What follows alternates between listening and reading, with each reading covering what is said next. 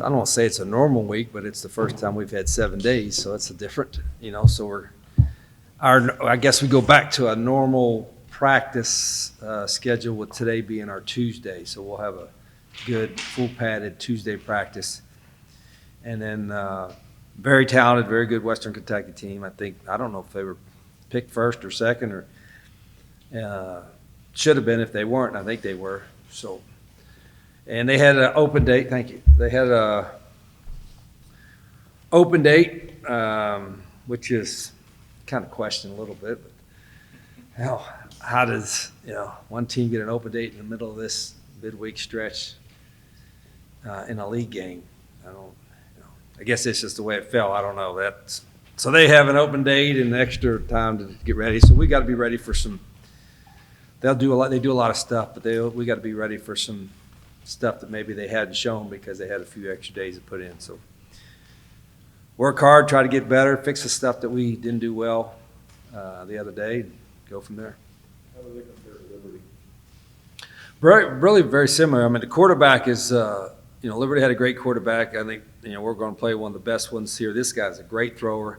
Doesn't get sacked very often because he gets rid of the ball. He's accurate, very intelligent. Their skill guys are wideouts. They might have the best group that we've seen or will see all year. And we've got some good groups coming up, but they got pretty good experience, athletic on defense, a couple big interior defensive linemen, 300-some pounders that really move and athletic. And so I think they're very comparable to Liberty in their athleticism, probably have more experience on the skill level, offensive skill level. After going back and watching the film, what did you think of the way Ashton performed? I thought for his first time in there, I thought he's pretty composed. He's a very conscientious guy anyway. I mean, he's always coming by and asking questions, and he's from where he got when he first came here, he was literally 140 pounds. It could be rain and a thunderstorm, he wouldn't get wet if he moved a lot. He was that thin, but he's getting better. He's getting stronger. He's gaining more weight. Football is important to him, and he has a good kind of sense about him as far as learning. So I thought he did pretty well. There's a couple of things we'd like to have back, but he's you lose one quarterback early, and then you lose another one, and then next thing you know, Ashton is in there. So I don't know where we're at right now. We'll see if Zion and Logan, they're both banged up. But we'll give Ashton a lot of reps. We'll get Smoot a lot of reps, and we'll see what happens. I mean, we're hurting the tailback. Ronnie's out, of course, Wiggins, and then Malik Jackson is doubtful as well. But you're going to have those things, I guess, during this stretch. So we'll adapt and see what we can do. Is Logan an ankle? Yeah, he had an ankle problem and taped it up. He's a tough guy. I mean, he'll fight through anything. So, but he's going to be limited this week. We'll see what he can do the next couple of days. What about Zion? Do you think he'll be able to play Saturday? Yeah, I don't know. It was a concussion thing, but it wasn't didn't see like a big hit or anything. So, those are the hardest ones to figure out because, it's different for there's no set. You have a series of, conditions or something you got to pass. There's 20 of them. I always tease our trainers because one of the 20 is anxiety. I'm like, hell, we all have a high mark on that. You can ask any player, any coach, what's their anxiety level, and it's going to be off the chart there. So I don't know how you measure that with a concussion. But anyway, we'll see he is, and Zion he's battled a lot of injuries in his career. We'll see if he, but the hard part about any position, but especially quarterback, you got to rep during a week if you're a quarterback, if you want to play halfway decent. If you don't take any reps at all, unless you're Tom Brady or Peyton Manning or something, it's going to be really hard. And, anytime our quarterbacks have played and they haven't rep during the week, like Ashton, he got reps during the week. We rep 3 guys, like I said before, and sometimes 4. So we do that purposefully because they got that position. Guys have to get reps in order to have a chance. Looking back at when Ashton comes in, he has that big completion, I think, on the second play of the game. How important is that, do you think, for guys when they haven't been playing to have a good couple plays early on for their confidence? Yeah, you'd have to ask them, but I would think there's going to be some nerves or anxiety, whatever, when you first go in there. And then once you start playing, you realize, hey, this is just like practice. We try to put our guys under a little pressure in practice, but it's not the same, obviously, as it was in a game.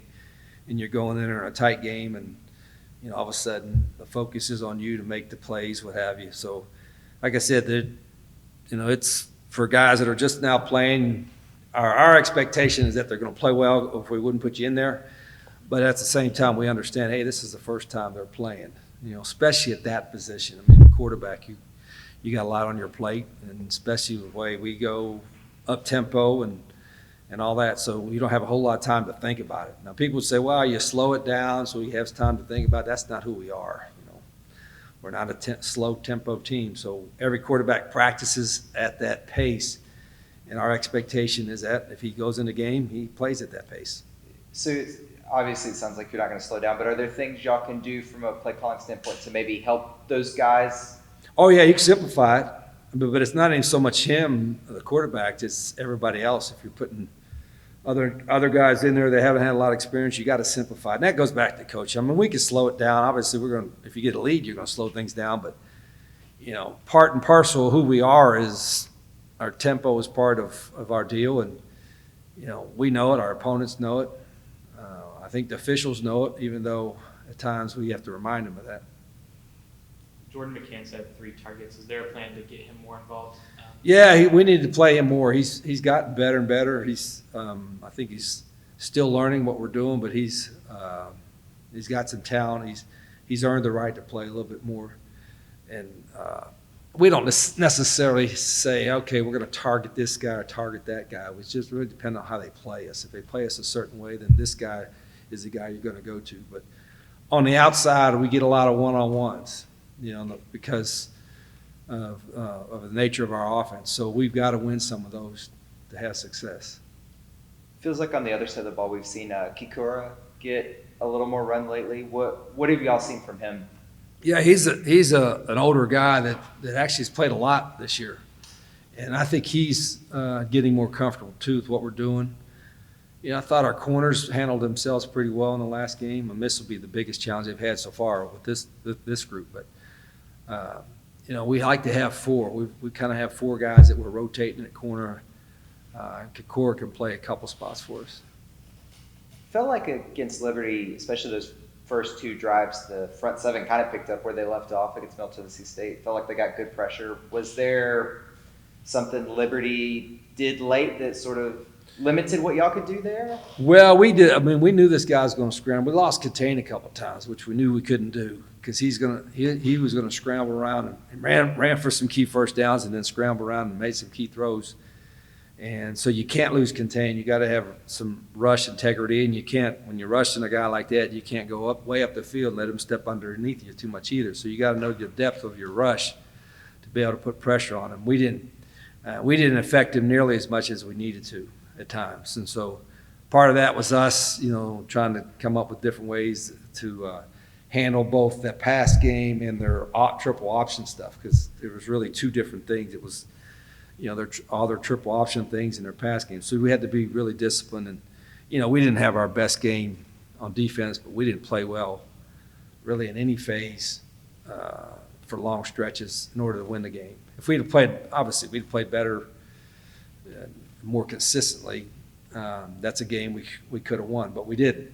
And they had something to do with that. What did you think of the atmosphere? You've talked about wanting to kind of establish something. I wasn't sure. I think it was a wide out. I think, it was kind of set up for a really neat atmosphere. And I thought we had good turnout with students. I thought there was a decent turnout with the crowd. Because you never know midweek. People are working and, they got to drive to get here. And, the game's later, so you're going to get home later. So, I didn't know how it was turn out on a midweek game, but I thought our crowd was pretty good. And what I've seen some of the other crowds at some of the other teams, midweek games, I think our crowd was one of the better ones. I don't know the stats, what our attendance was, but at least it looked like it for me from our end. Now our visitor side, not so much, but that's the visitors, right? So, but anyway, I thought it was a pretty good atmosphere. I hope we get another one. This will be the last midweek home game. So hopefully we get it, because the crowd does make a difference. I think it's fun to go out there when there's people into the game. Do you know how many recruits there were? Yeah, it wasn't nearly as many. I mean, we've had 100, almost 200 at our Saturday games, between 180 and 200. And not all of them are offers, but I mean, they're invites. And so I think we had maybe 100. So that's, even for a midweek game, that was a pretty good turnout. And I think they have a good time when they got here. I mean, our band is terrific. You know, I think as we develop a student section, I like to put the students right behind the visitors, you know, and just let them go crazy, you know, be annoying and make a distraction, whatever. But I think until we fix that side up, we got them on the other end. How important do you think it is when recruiting generally just to be winning and to have, you know, not just a winning record, but maybe a lot of wins stacked on? Yeah, I think when everybody wants to go where you have a chance to have success, you know, bowl games or whatever, I think most of our recruits know we're in a transition period, so I don't know what the expectations are. But you do it, I mean, as a coach, you do it two ways. If you're winning a lot, you say, hey, you come join us, be part of this, something special. And if you're not, hey, we need you to win, you know. So your message will be whatever the hell you need to message at the time, you know. If we're not winning and we're not playing well, hey, well, you know, that's why we're recruiting you, so we can win. So it's, you know, coaches will send the message, whatever it is. But I've been really pleased with the response.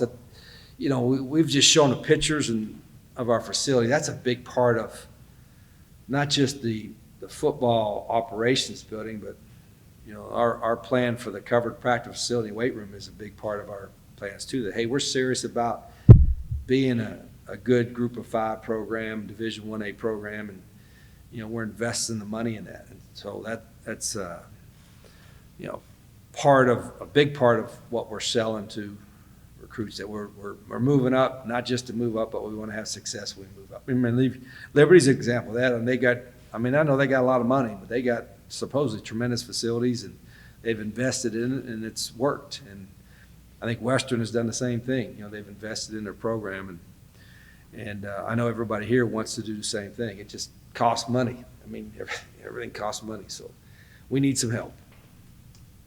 You said Malik might be doubtful for Yeah, this game. Just how important is it? It looks like Anwar's back, and He's back. I don't think he's back 100%, or at least he's not performing at his 100% level like he can. But I think every week is a little better for him, so he should be a little bit better. Reggie Allen Bennett's got to help. Jawan Evans has got to help. So we've got to get that. If Malik is out, he's one of the faster guys. We've got to get those other ones to kind of step up a little bit. Coach, you talked about Jamari Joyner and Woods. Yeah, I've known Jamari for maybe 10 years now. It's been a long time. We're both kind of older than that. I remember recruiting Jamari at Arizona. I remember going watching him play as a quarterback. And a lot of people recruited him as a quarterback. There was an athlete, whatever. And, you know, I was convinced when I saw him that he could play quarterback in our system. Still think he could. He probably says the same thing. But I love, you know, he's athletic, tough, competitive guy.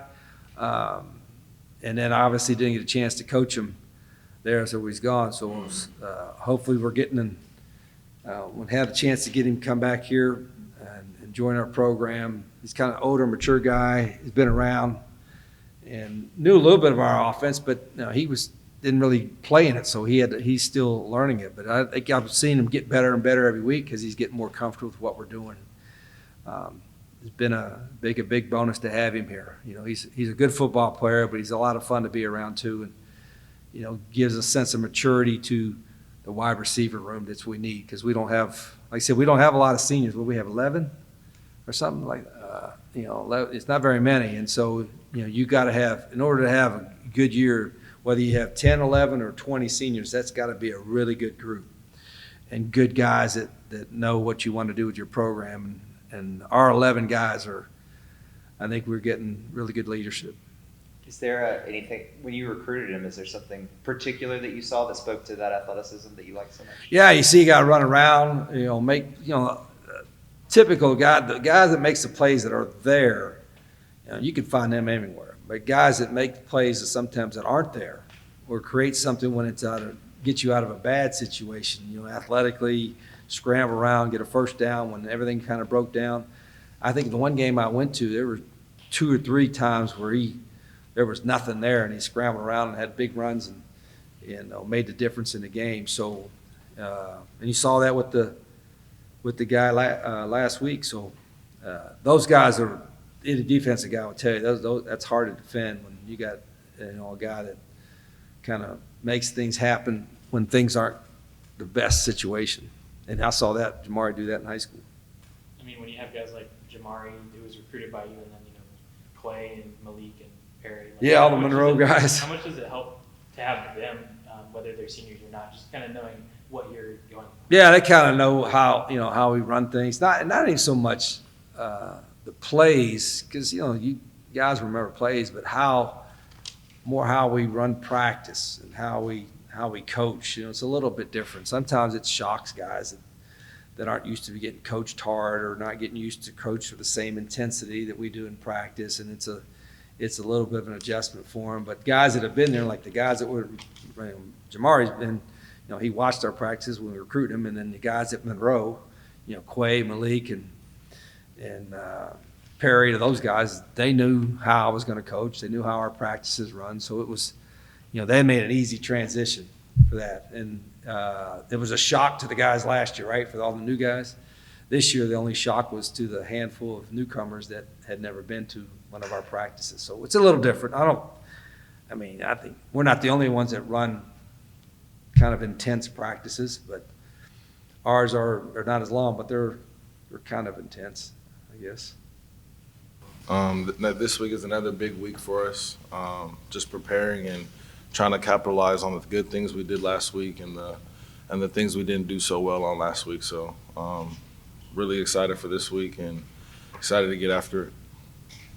What do you remember about Coach Rich Robert? He was an intense coach, and nothing has changed. So I love that about him and everything that he preached as he was recruiting me. And as he preached it, he lives by it, that I'm noticing. So when I got here, it's just a ball of intensity and work ethic with Coach Rich Rob. I'm sure some of the specifics are different. It's a different situation, but what is sort of his pitch in terms of why you should play for him? Do you kind of remember what he told you back then? It was really, I liked what he was doing at Arizona at the time. He had Khalil Tate, who was a very similar quarterback as I was coming out of high school. So I saw a lot of similarities in myself with him. So I just thought if he can do that with Khalil, he can do that with me, him and Coach Smith. And I trusted them coming out of high school. So that was the biggest thing. I trusted them outside of football that they're going to help me get through college and motivate me to be the best player I can be. What's the I know this isn't your first year doing this, but what was the transition like to receiver, and was that hard at first to sort of maybe make that swap? Yeah, so it wasn't too difficult. My freshman year of high school, I was a top 25 receiver in the nation when I played at South Point. So I was a receiver at first. We had a quarterback issue my freshman year of high school, so I started playing quarterback and never looked back. So when I went to receiver in college, it was more like, I know I can do this. We lost 4 receivers in the same position group, so I was like, I know I can do this. I can help the team move to receiver. So it was just like riding a bike for me, just more getting my body in condition of running routes again rather than dropping back and scrambling. What's Coach Smith like? Coach Smith is awesome. That's my guy. So Coach Smith is a laid-back guy. He's gonna get on your butt sometimes, but he's a laid-back guy and really knows what he's talking about when he's coaching you. You know, a lot of teams, they kind of have their 3 or 4 guys and they'll leave them out there for most of the game. Obviously, y'all don't do that. You know, y'all will rotate in 6, 7, 8 guys at receiver. What's that like for you to just, I don't know, be a part of such a big group that sees playing time? It's really motivating because at any point somebody can go in there and make a play, and they could be the next hot hand. So when you're in there, you just got to focus on your job, your 111th, and make the play when the ball's thrown to you because obviously at the end of the day it is a competition. But just make your play when the ball's thrown to you is the biggest thing I can say for that big group of receivers we have. So do y'all push each other? Oh, yeah. Is there Oh, yeah. talk among y'all about, I'm gonna Yeah, step up of tonight course. and Yeah, so a couple weeks ago when Quentin Lane was making plays and Pat was making plays, they'd come back to the sideline and I'm telling the quarterback, don't throw the ball back to him, like don't throw it to him again. So it's just like a friendly competition, but at the end of the day, we're all motivating each other. We're all excited for each other when somebody makes a play because that's a receiver group. At the end of the day, we're all a unit. So whoever makes a play is a big play for the unit. how tough is it, with you coming in to just get comfortable with the playbook? Like how long does sort of that process take? I pretty much think it was fall camp. Fall camp was the process of really getting the playbook and grinding it out, getting tired, running plays, and trying to mentally focus in on the plays. Spring, I was here since spring, so I kind of had like a brief kind of overview of the playbook and getting to know it, but you don't even know if you really know the playbook until you get tired and it's hot and the bullets are flying. So sometimes people mentally break down, but that part was the part where we had to build. So that was probably the most difficult part. Just trying to breathe out here in the southern heat was my biggest thing. As a transfer, I mean, can you kind of speak to what kind of difference it makes to be able to come in spring as opposed to just coming in the fall? Yeah, so being a transfer, coming in the spring is a big step. Same thing out of high school. If you were coming out of high school or a transfer coming in the spring, it's probably the biggest step you can make for your college career because that's a point where you can get your body in shape. If you're high school, coming to college, get your body in shape, get more college shape. And if you're a transfer, get in the playbook and be able to bond with your teammates and mold into the offense or defense, whichever position you come to choose to play. What have you seen out of Jordan McCants? He's a younger guy that Yeah. seemed to get some more playing time lately. Yeah, Jordan McCants, he's a baller. He's a hard worker. He comes to work every day at practice, makes plays in practice. So what happened on Saturday is something that happens almost all the time in practice. So it's just he puts the work in, so it's showing for him.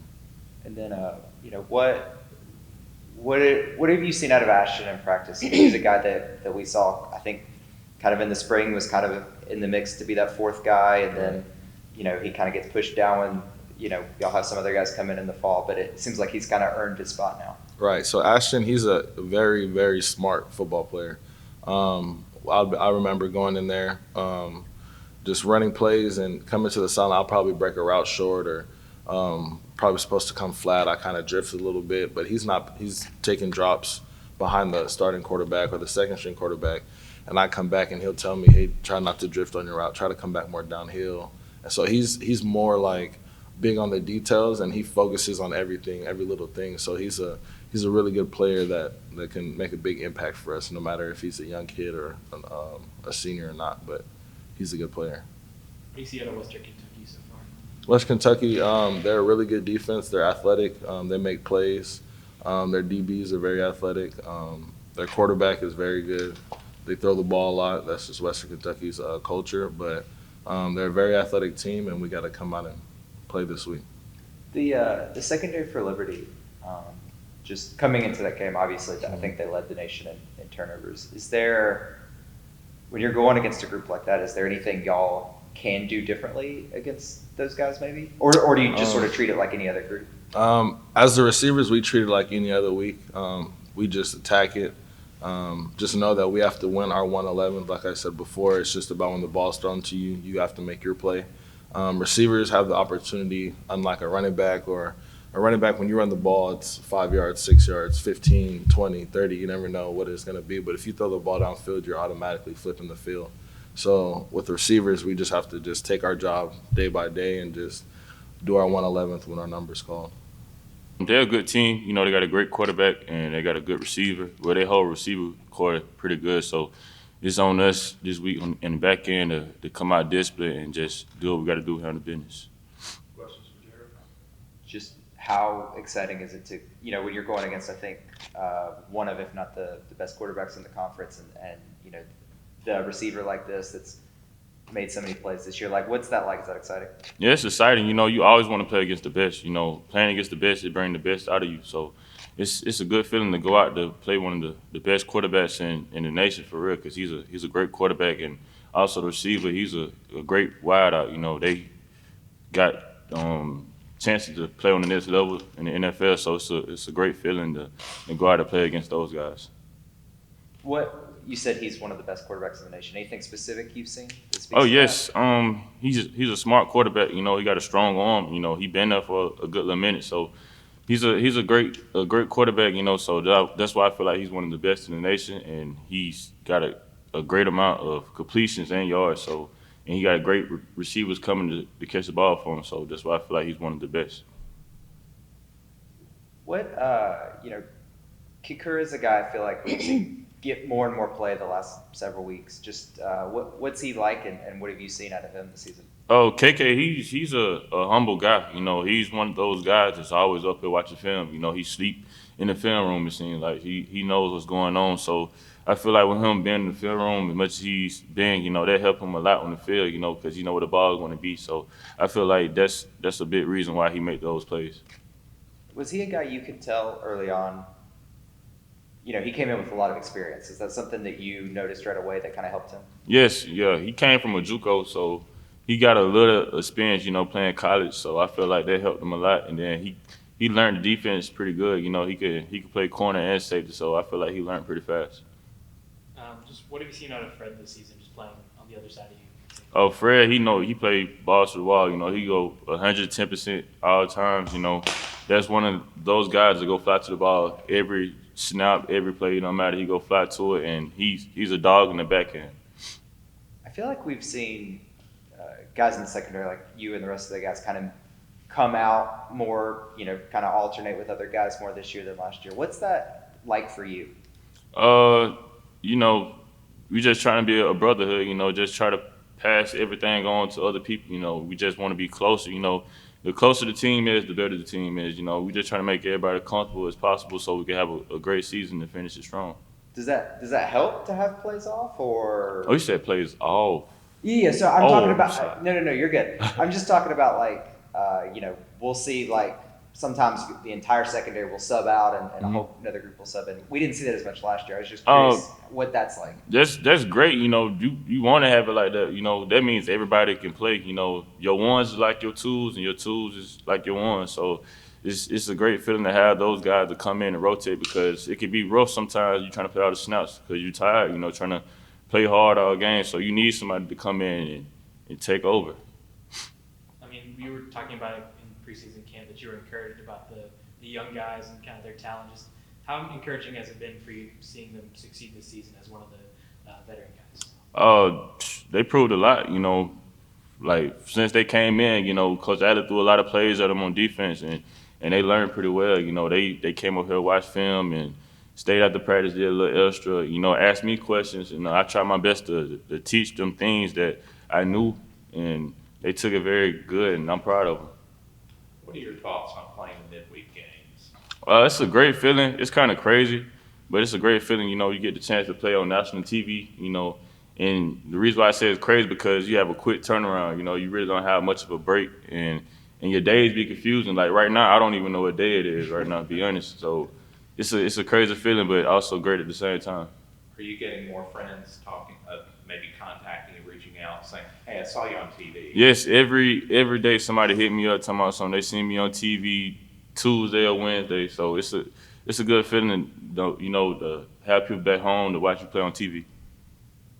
What have you ever gone against Ashton in practice, and what have you noticed about him? Ashton Fry, he's going to be a great quarterback for Jack State. You know, he got a bright future. You know, that's a talented young guy. You know, he's looked up Design and Logan and learned a lot from them. I feel like he's going to take it all in one day, and he's going to be that guy. Do you feel like he looks different than maybe he looked back in fall camp? Yes, he do. You know, like I said, he learned from Zion and Logan, and I feel like the things that he learned from them, you know, it go help him. So I feel like he's going to be a pretty good guy quarterback. What was the conversation like after the game Tuesday night? Just got to take it to the chin. You know, we got to bounce back next week and just get prepared for WKU and just get better from it. For seeing a guy like Ashton, in your own experience, just coming in as a walk-on, kind of working his way up, can you just kind of speak to what that process is like personally? it's a crazy process. You know, matter of fact, Ashton, he hit me up this summer about that. You know, he came in as a walk on like me. You know, he asked me things like what I had to do like to get where I'm at, and I told him you just got to keep your head down and keep pushing and just prove to coach that you can play ball and you deserve to be playing ball at Division I level. You know, you just got to do the extra because as a walk on, you have to do extra. You just can't be regular. You got to do extra to actually prove a point to get on scholarship.